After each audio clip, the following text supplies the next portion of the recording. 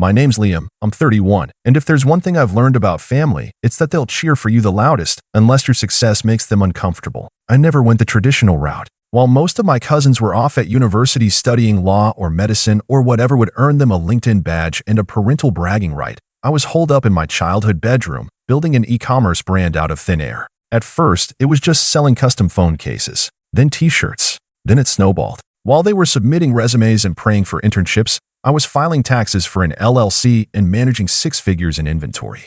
But to my extended family, I was still between jobs. That's how my mom described it. That's how I was introduced at weddings and reunions. This is Liam, he's figuring things out. As if my business wasn't real until someone in a suit said it was. The graduation party that broke the camel's back was for my cousin Mallory. She was 23, freshly graduated from some prestigious university with a degree in international relations, and the golden girl of the family.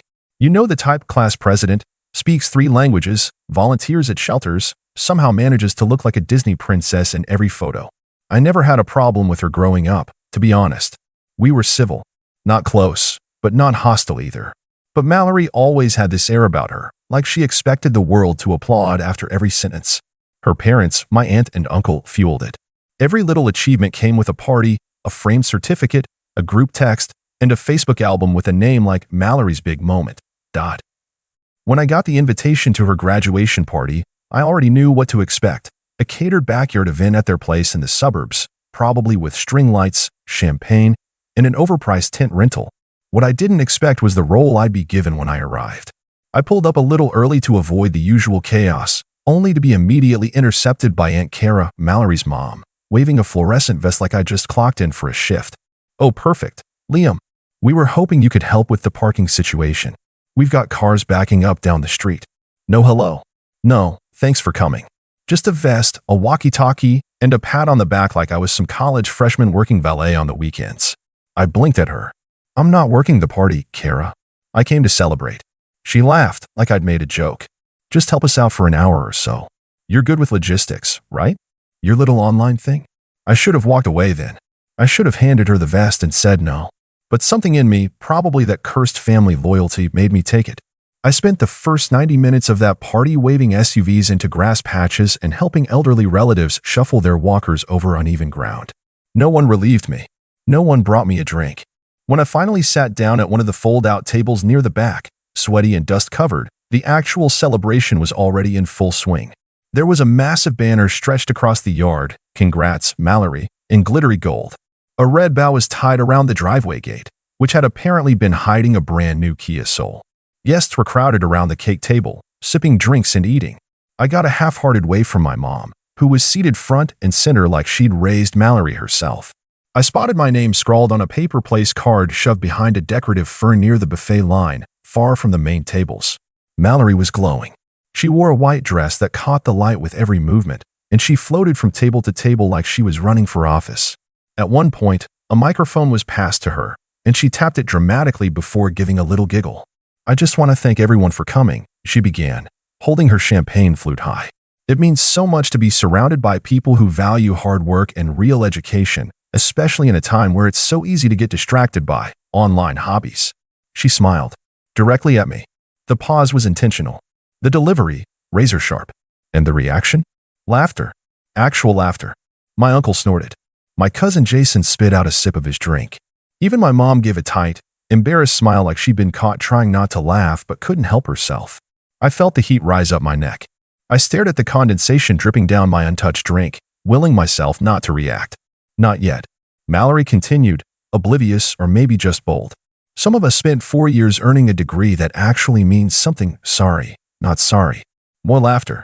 She clinked glasses with a few nearby guests and handed the mic back like a drop-the-mic moment from a teen drama. My mom looked over at me finally, gave a little shrug, and mouthed, she didn't mean it. The thing is, I didn't care about the car. I didn't care about the banner or the speech or the fact that every single photo being snapped had me cropped out in the background, standing near the hedge like a forgotten waiter. What stung was the years of quiet dismissals, the smirks when I tried to explain my work, the way my own mother would breeze past my updates to talk about which of Mallory's professors used to work in the State Department.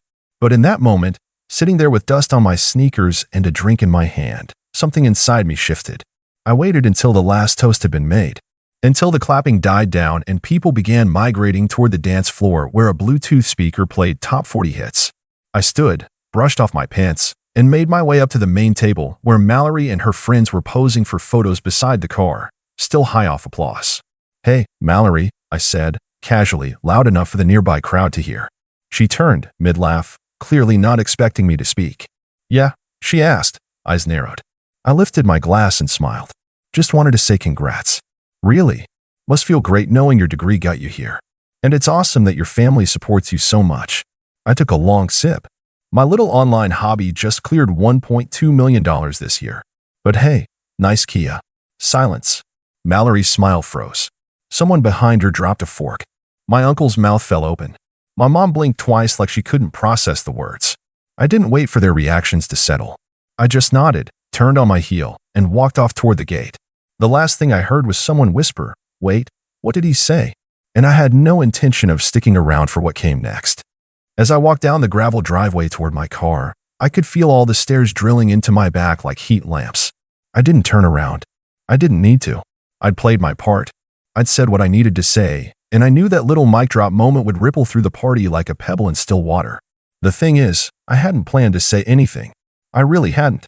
But years of being the family's quiet afterthought, the one who got the short end of the conversation and the long list of favors, had finally stacked up. And Mallory's smug little jab? That was the final straw. When I slid into my car and pulled out, no one came chasing after me. Not yet. But by the time I got home, parked in front of my place, a sleek 3-bedroom house I'd bought outright last year, my phone had already begun buzzing. First came the texts. One from my mom, that was uncalled for, "Liam, you embarrassed the whole family." Followed immediately by another, "We'll talk later. Please don't make a big deal out of this." Then from Aunt Kara, "Was that really necessary? Mallory worked hard for her degree. You're not the only one with accomplishments." I didn't reply. I powered down my phone, tossed it on the kitchen counter, and let the silence of my house wash over me. That night, I slept better than I had in months. The fallout came in waves over the next few days. Monday morning, I opened my business email to find 3 new interview requests. Apparently, one of Mallory's guests had looked up my company after the party and was beyond impressed with what we'd built. Built, not fell into. Not your little online thing. That word meant something to me. A month ago, I might have passed the requests off to my assistant. But now, I took the calls myself. For once, I wanted people to hear my story. Tuesday evening, my mom showed up at my door. She didn't text first, just rang the bell, holding a Tupperware container like this was still 2006 and I was a college kid who needed lasagna and life advice. I opened the door slowly. "Hey," she said, a bit too softly. "I brought dinner." I stepped aside, motioning her in. She hovered in the entryway, eyes scanning the living room like she was seeing it for the first time. The minimalist furniture, the local art pieces, the smart lighting, all of it screaming success in a language she'd never really bothered to learn. "You've done well for yourself," she said, finally. "Yeah," I said. "I have." She set the Tupperware on the counter and sighed. "You embarrassed Mallory. And the whole family. She's devastated." I folded my arms, leaning against the kitchen island. "Mom," she mocked me. Publicly. I didn't start anything. I finished it. But $1.2 million? She said it like it was a sin. Like saying it aloud might summon some IRS demon. "It's the truth." She paused, jaw tight. "Why didn't you ever tell me?" I laughed, not unkindly. "I did. You just never wanted to hear it. You liked the version of me that needed help. That fit into your little narrative, Liam the dropout, the one still figuring things out. You could pity me. But I stopped needing that a long time ago." She sat down heavily, like my words knocked the wind out of her. "I wasn't trying to pity you," she said quietly. "No." I asked. "Then why was it always Mallory so driven, and I was just the kid who makes stickers in his room?" She didn't have an answer for that. "Instead," she said, "Mallory's looking for a job, you know? Nothing's come through yet." I smiled tightly. So the real degree didn't open every door after all? That earned me a scowl. "Don't be cruel." "I'm not. I'm just tired of pretending I haven't earned my place in this family." She stood up, brushing invisible crumbs off her blouse. "She wants to apologize," she mumbled. "Does she?" I raised an eyebrow. She said she went too far. I didn't reply, because I didn't believe it. Not yet. Later that night, I checked my phone for the first time since Saturday. A text from Mallory sat there, unread. "Hey. About the party, I shouldn't have said what I said. That was messed up. Can we talk?" I stared at it for a long time. Not because I was unsure of what to do, but because the power dynamic had shifted. And suddenly, everyone knew it. For years, they thought I was the guy scraping by with Wi-Fi in a dream. No, I was the guy who built an empire while they weren't looking. But the real moment things truly spiraled came the following weekend. Aunt Kara called me directly. No warning, just a voicemail. Liam, I need to talk to you about something important. We've run into a bit of a financial situation. I didn't want to bring this up, but your uncle's hours got cut, and the lease on Mallory's new car isn't exactly manageable. I know things got tense, but we're still family, right? That's when it clicked. They weren't just embarrassed. They wanted something. I played the voicemail twice, not because I needed to hear what she said again, but because I couldn't believe how quickly the tone had changed. Just days earlier, I'd been the family joke in a vest waving cars into grass patches. Now I was the emergency exit. I didn't call Aunt Kara back right away. I didn't even respond. I let it sit. Let her wonder if I'd heard it. Let the discomfort grow. I knew this pattern. It was familiar. First the mockery, then the silence, then the sudden warmth and "we're still family" line as soon as they needed a favor. And make no mistake, this was a favor. An expensive one. I sat down at my kitchen table, opened my laptop, and pulled up Mallory's Instagram. She'd posted a carousel of pictures from the party, the banner, the speeches, the keys to her new car. Captioned with, "To new beginnings and real work that makes a difference." Right. Real work. That phrase again. I scrolled through the comments. Dozens of likes from extended family members, friends, old classmates. A few of them tagged her saying how inspiring she was. One of them even commented, "Can't wait to work with you at the embassy." That made me smirk. I knew for a fact Mallory hadn't landed a single job offer yet. Not because she told me, but because my mom had accidentally let it slip while she was half defending her in my kitchen. The girl who toasted to real degrees and mocked online hobbies was now 3 months into post-grad unemployment and clearly sweating it. Still, I wasn't planning on doing anything. I wasn't out for blood. Not yet. But then came the second call. This one was from my uncle. "Liam, hey, just wanted to clear the air, but you know we love you. Always have. That whole party thing? Just some playful teasing. Mallory's got a sharp sense of humor, huh? Takes after her dad." He chuckled awkwardly. "Anyway, look, about that lease. Kara mentioned she left you a message. We're just a little tight this month. Would really mean a lot if you could float us the first couple payments, just to keep things smooth while Mallory settles in. I mean, you did say your business was doing well, right?" I sat there in stunned silence, holding my phone like it was a live grenade. The audacity was almost artistic. Not a single mention of the years I'd spent quietly footing bills for birthday gifts, holiday dinners, or family emergencies while they offered me folding chairs and backhanded compliments. Not a single acknowledgement that what Mallory said was cruel, not teasing, not playful, not just a joke. No apology. Just more entitlement. Just more of the same. That's when I opened the spreadsheet. The one I'd kept for years. Not obsessively, just methodically. Every dollar I'd ever lent or spent on this family. From the $300 I gave Jason for textbooks he never paid back, to the $2,000 I floated Kara and her husband when their roof started leaking 2 winters ago. Every favor I'd been guilt into. Every bill I paid quietly just to keep the peace. The grand total? $42,860. $42,860. Not counting interest. Not counting emotional labor. Not counting the way they made me feel like a glorified piggy bank with no real accomplishments. I stared at the number for a long time. Then I took a deep breath and started drafting a message. To Mallory.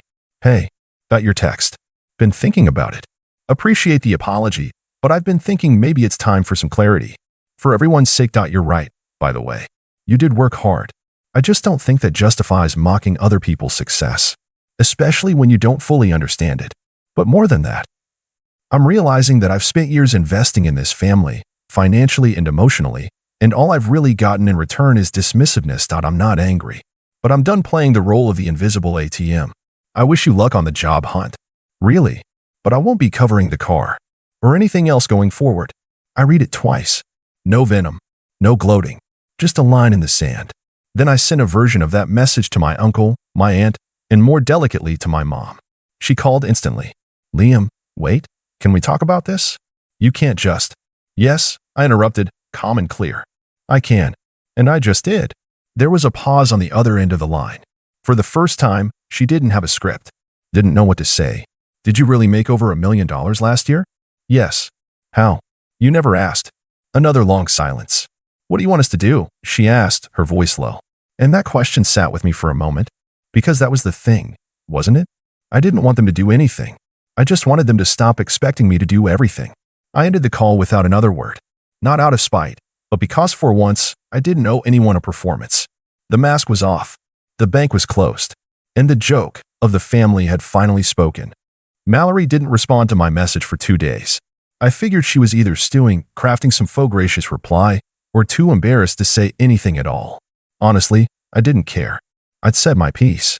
The weight that had been pressing on my chest for years, the guilt, the obligation, the constant feeling of being seen but never valued, was finally gone. For the first time in forever, I felt light. Then, on the 3rd day, I got a calendar invite. Subject, coffee. From Mallory Summers. Time, Saturday, 10 a.m. Location, Cafe Alder, downtown. I stared at it for a while, debating whether to decline. But part of me was curious.